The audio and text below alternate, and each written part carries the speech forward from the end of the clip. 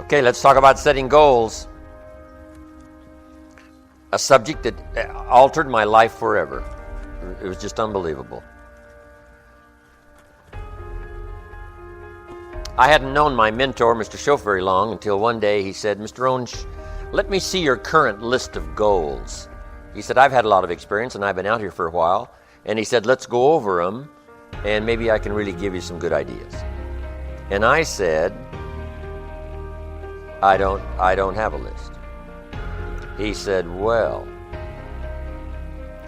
if you don't have a list of your goals, he said, I can guess your bank balance within a few $100s, which he did. That got my attention. I said, you mean my bank balance would be a lot bigger if I learned how to set goals? He said, drastically bigger. That got my attention, so I finally said, hey, I want to learn how to set goals. It is a fantastic skill to develop, how to design your own future. So make the note, life best lived is life by design, not by accident. Not just, walking through the day, careening from wall to wall and managing to survive. That's okay. But if you can start giving your life dimensions and design and color and objectives and purpose, the results can be absolutely staggering. Key phrase, here's a chance now to use your imagination. Because the imagination builds cities, imagination conquers disease, imagination develops a career, imagination sets up a relationship. Imagination is where all tangible values and intangible values begin in the imagination. So what you've got to learn to do is use this powerful resource. Now sometimes all by ourselves it's a little difficult sort of to get it going. That's why a little workshop like we're going to do today is sometimes very helpful. When someone does a little coaching and says, how about this niche? You say, I never thought about that. That ought to be easy to do. And the first thing you know, you're going. All the stuff I've done, this is not any new stuff. You could have thought of all this in your lifetime.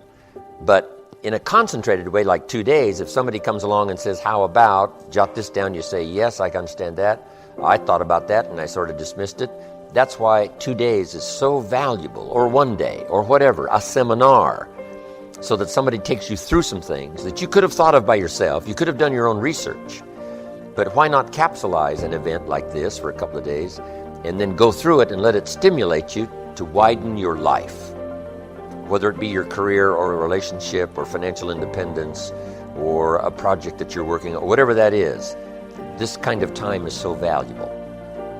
And it's true, it's why the cassettes are so valuable. Brian Tracy is right. It's called University on Wheels. Turn your car into a mobile classroom and just get this stuff, right? When your hands are busy and your mind is free. Why not utilize that time to learn another subject, to pick up another skill, to be reminded of another important value in your life that being so busy has got you distracted. It's a unique way to do that, right? Not just to sell cassette tapes, but because it's a great way to pick up the extra learning and increase the momentum of your upward curve of self-development and self-education. And that's why that is so important.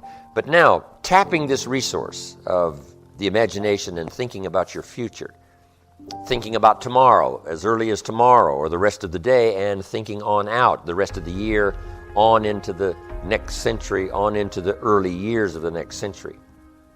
A workshop like we're about to do helps call your attention to that so you can use your imagination to start prospecting for the future, what could be possible for you.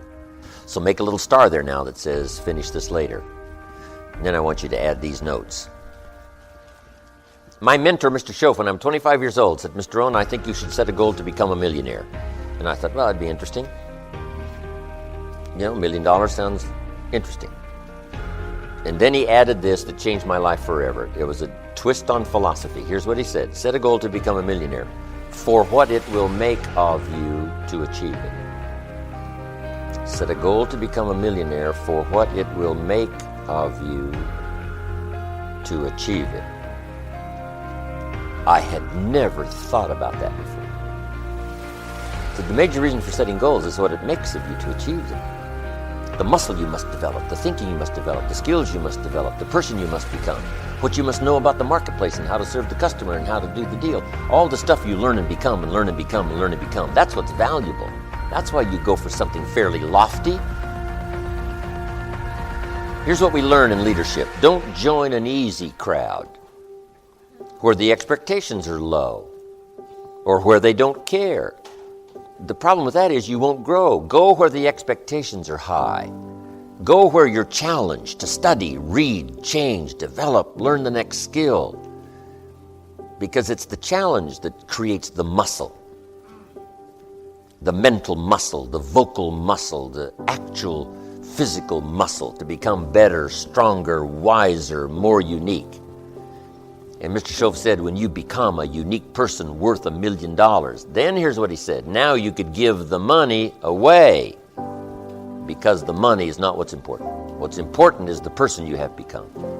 I got the message. Why would I do a 2-day seminar? I don't need the money. Here's what I do need, the continual exercise of challenging myself to search for the vocal answers that helps people to see.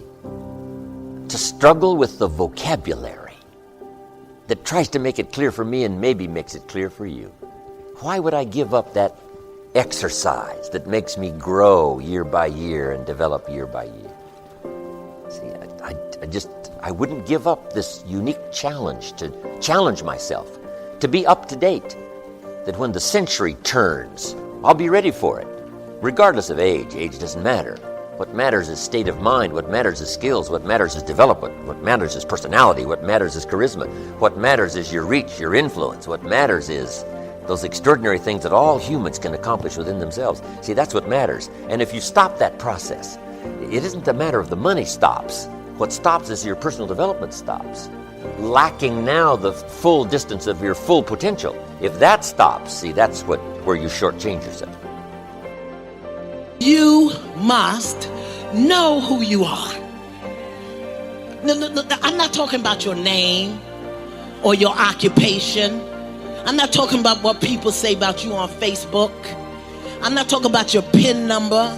I'm talking about who you are at the core and the essence and the root of your being. Spiritual Code of Conduct says you have to know who you are, and that your behavior cannot make testimony about you that is not the truth of who you are. When you have a spiritual code of conduct, and when you know who you are, if you ain't a hoe, you don't act like a hoe. If you ain't a deadbeat daddy, you don't act like a deadbeat daddy. If you ain't a gutter snipe, you don't act like a gutter snipe.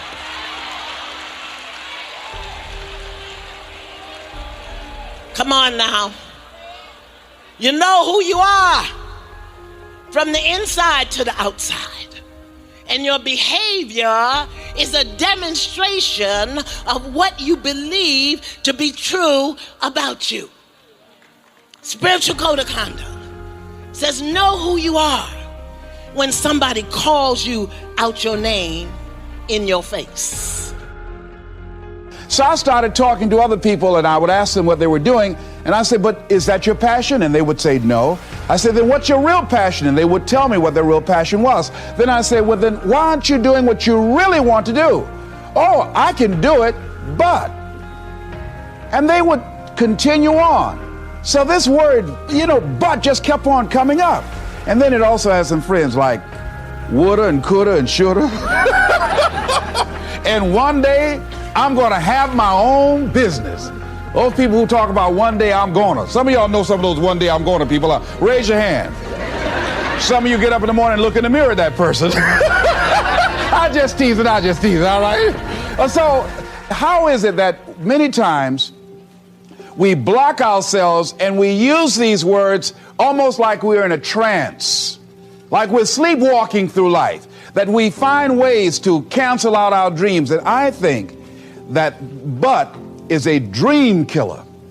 That a lot of things that we want to do, a lot of places we would like to go, a lot of things we would like to experience, and we just stop at but, and we build a case. In fact, I was reading something the other day that talked about but. It says, but is an argument for our limitations. And when we argue for our limitations, we get to keep them. See, but will cause you to procrastinate. But will cause you to hide out behind fear. But will cause you to come up with all type of excuses that you can validate your inaction and not acting on your dream.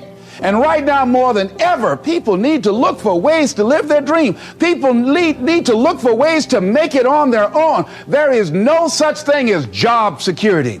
There's no such thing as a storm-proof or tragic-proof life.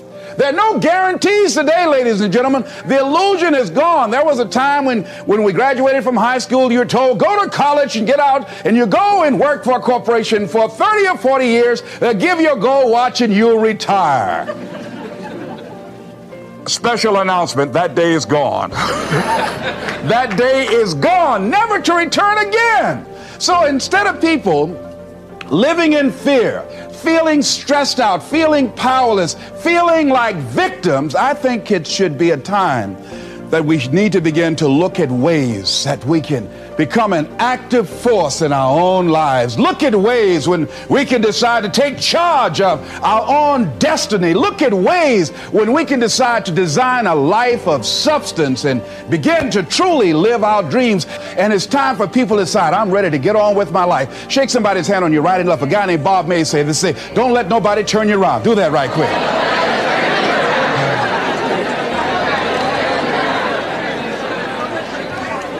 Now, you know, a lot of people say, I'm going to live my life one day when things get right.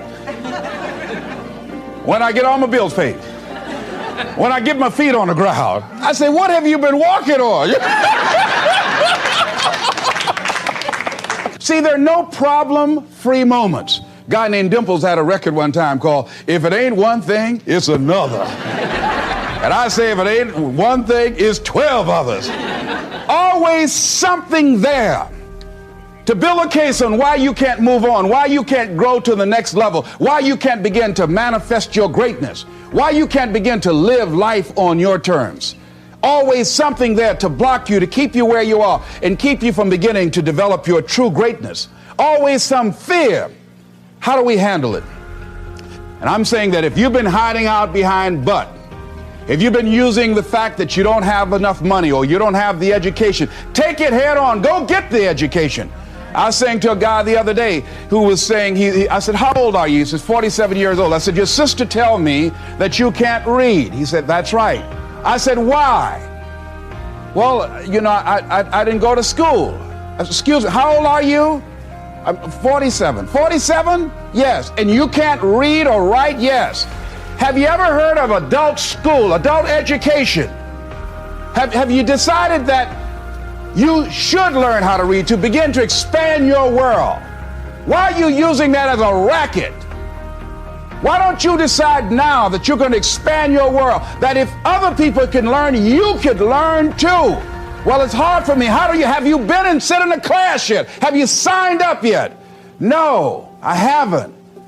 See, a lot of people say no, ladies and gentlemen, to things, and they don't even know what they're saying no to. They haven't even challenged themselves. He hasn't even gone to sit into a class and say, teach me how to read. Instead, it's been easier for him to go through life, he thinks, trying to play a whole con game, pretending he knows how to do something that he doesn't know how to do. And you know what? Most of us go through life like that.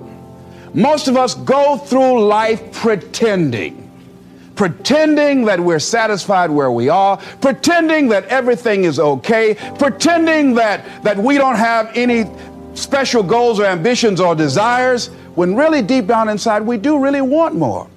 But if you look at our behavior, if you judge based upon what we do, that really will tell you some true stories about people, because you have to judge a tree by the fruit it bears, not the fruit that it talks about. See, a lot of people pretend that they want more out of life, but all you have to do is watch their actions. That will tell you something. So I used to pretend that I wanted to lose weight, but how could you tell I was pretending? Watch me when I have a piece of sweet potato pie. In terms of finding your purpose, that seems like it's the first step, is getting comfortable with yourself, understanding that. How do we take that next step towards finding that purpose? Yeah, so for me, I define it as your passion is for you, your purpose is for others. So your purpose is when you use your passion to serve others. That's the link. So for me, the focus actually first becomes, what's your passion? Like, what are you passionate about? What do you enjoy doing? And then the parts that's usually missed. So everyone here is follow your passion, find your passion. It's like a cliche, it's everywhere. The difference is get really good at it. Like, get so good at it. And everyone always misses that point. You can be as passionate as you want about tennis, but if you're not really good at tennis, no one's going to care and no one's going to take note. And I think that's often missed, that not only do you need to find what you're passionate about, you need to turn it into an expertise, which is undeniable. And that requires the hard work, that requires the work ethic, that requires the early mornings, that requires the training in whatever field you want to be. And that's going to make you successful. So when you figure out your passion and you get really good at it, you're going to become successful. But you're only going to be happy when you use that success to help other people. And then you've got to figure out that link to purpose. So you're going to find your purpose. So when you realize, hey, I'm really good at this, I love it, I get a lot of happiness from doing it, when you start using that to make a difference in other people's lives in any way, it automatically switches into a purpose. So you don't need to find your purpose. It's just an automatic evolution of finding your passion and being really good at it. And that's where we're messing up, that we haven't found something we love, and we haven't found something that we love that we've got really good at. So what we usually do with our lives is we do things that we're not good at and don't love, right? Or we do things that we're good at but don't love. And we need to switch into the spaces of things that we love but are not good at and get really good at them, and start finding out things that you are good at and you do love.